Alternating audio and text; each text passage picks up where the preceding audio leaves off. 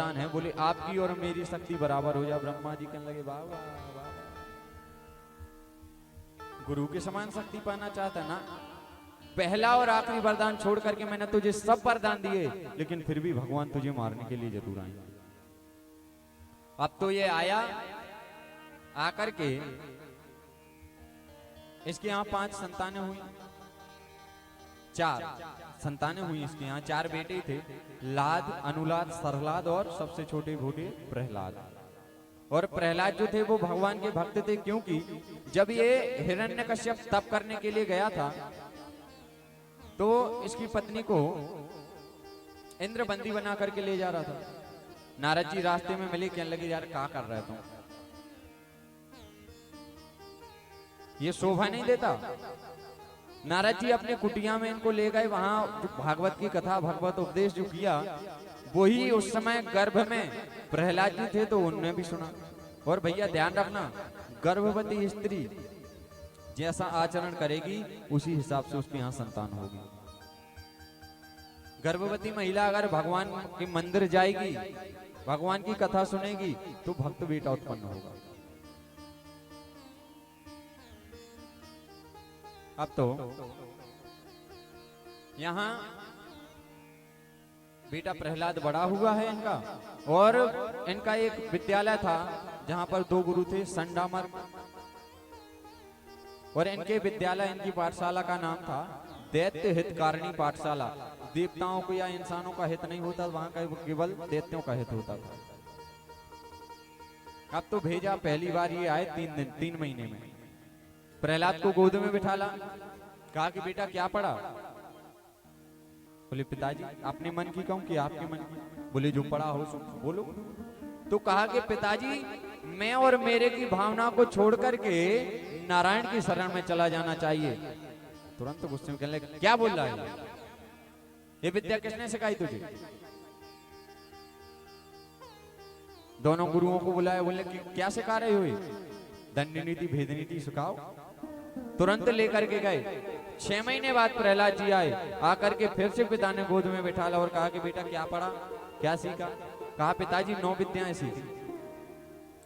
हिरण्यकश्यप बड़ा प्रसन्न हुआ, वाह 6 महीने में मेरे बेटे ने 9 विद्याएं सीख ली।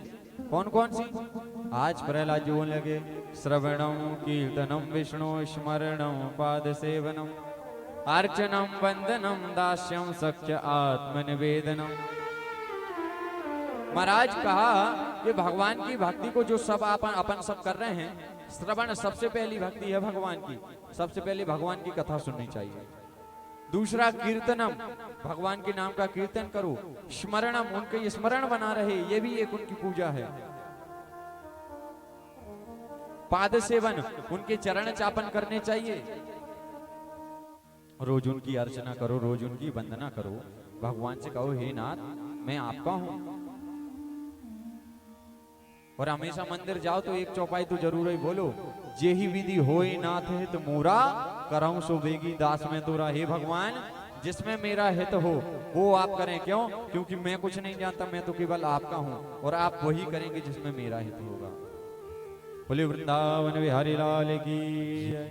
और यहाँ प्रहलाद ने जैसे ही कहा 9 विद्याएं जैसे ही सीखी हैं, आज महाराज दया कहां, लेकर के गोद से उठाया और उठा करके फेंक दिया जमीन पर। दैत्यों को बुलाया, कहा जाओ जाकर के इसको खत्म कर दो।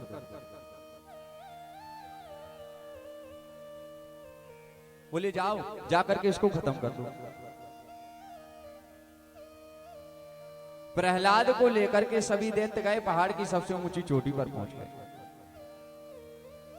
और सबसे ऊंची चोटी पर जैसे ही पहुंचे हैं, लेकर के फेंकने लगे जैसे ही, तो प्रहलाद जी से कहा कि बेटा नाम लेना छोड़ दे, यहां निकल आई आप। शुभम शुभम भैया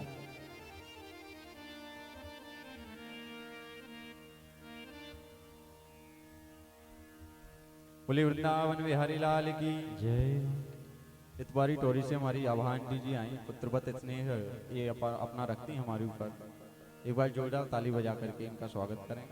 बोले वृंदावन बिहारी लाल की। जय हो। और अब तो प्रहलाद से कहा कि बेटा नाम लेना तो छोड़ दे। बोले क्यों? बोले नहीं तू मारा जाएगा। प्रहलाद जी कहते अच्छा भैया एक बात तुम खुद ही बताना। अच्छा आप लोग इतने लोग यहाँ बैठे हो, विचार करके बताना। आप लोगों ने एक अच्छा 50 लाख का एक मकान ले लिया, ठीक है? बिल्कुल ध्यान से सुनना इस बात को। एक आपने 20 लाख रुपए में जगह खरीद ली, उसमें फिर और उतनी लागत लगा के आपने एक घर बनवा लिया। आप उसमें रहने के लिए आए और उस घर में मच्छर बहुत होगा, तो क्या आप लोग छोड़ के भाग जाओगे? भाग जाओगे? कुछ ना कुछ उपाय होगा। फास्ट गार्ड लगाओगे, कछुआ छाप लगाओगे, मोर्टीन लगाओगे, कुछ ना कुछ उपाय तो इसका करोगे। प्रहलाद जी ने भी यही कहा। तो ये देव कहने लगे तुम कहना क्या चाहते हो? तो सुनो, जब तक ये प्राण है तो ये प्रहलाद जिहुआ रूपी जमीन से कृष्ण नाम रूपी घर को छोड़ ही नहीं सकता तुम जैसे मच्छरों के डर से। आज महाराज जैसे फेंकने लगे हैं, फेंक दिया पहाड़ पर से, बीच पहाड़ में आज वहां के बिहारी प्रकट होकर के प्रहलाद को गोद में लिया और कहा रे प्रहलाद बेटा चिंता मत करना, ये पहली परीक्षा है, अभी आगे और भी संकट आएंगे। प्रहलाद जी कहने लगे कि प्रभु जिसके सहारे आप हो उसको क्या डर है?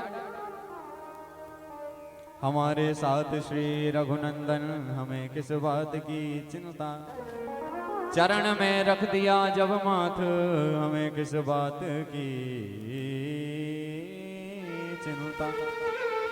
आज प्रहलाद जी महाराज गए हैं, बच करके पहुंचे, सो ये कहने लगा कि सुनो इसको एक काम करो,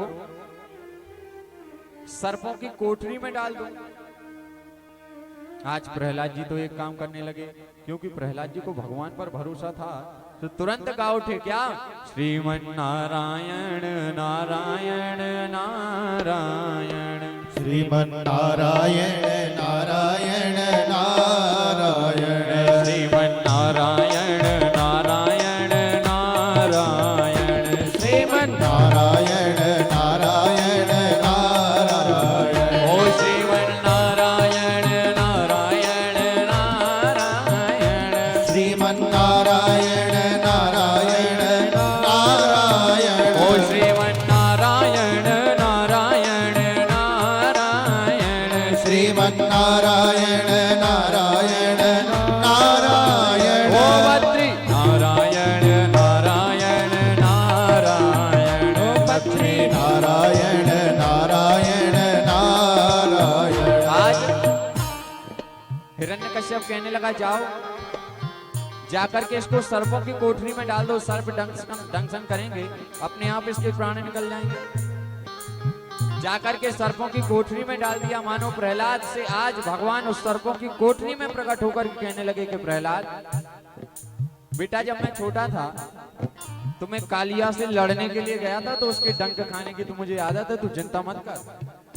श्रीमन नारायण नारायण नारायण, श्रीमन नारायण नारायण नारायण, ओ सीता नारायण पिता नारायण, माता नारायण पिता नारायण, ओ माता नारायण पिता नारायण, माता नारायण पिता नारायण, ओ सद्गुरु नारायण नारायण नारायण, सद्गुरु नारायण नारायण नारायण, ओ श्रीमन नारायण नारायण नारायण, श्रीमन नारायण नारायण नारायण। सर्पों की कोठरी से निकल करके प्रहलाद आ गए। बोले जाओ एक काम करो, ये वहां भी नहीं मरा तो इसके शरीर में पत्थर बांध करके इसको नदी में फेंक दो। तो आज प्रहलाद के शरीर से बांधा है पत्थर और जाकर के नदी में फेंक दिया। तो मानो आज वो पत्थर भी कहने लगे प्रहलाद से, गिरे प्रहलाद चिंता मत कर, रामावतार में हमने तैरना भी सीख लिया था, तू तो जो काम कर रहा है वो काम कर। क्या? श्रीमन नारायण नारायण नारायण, श्रीमन नारायण नारायण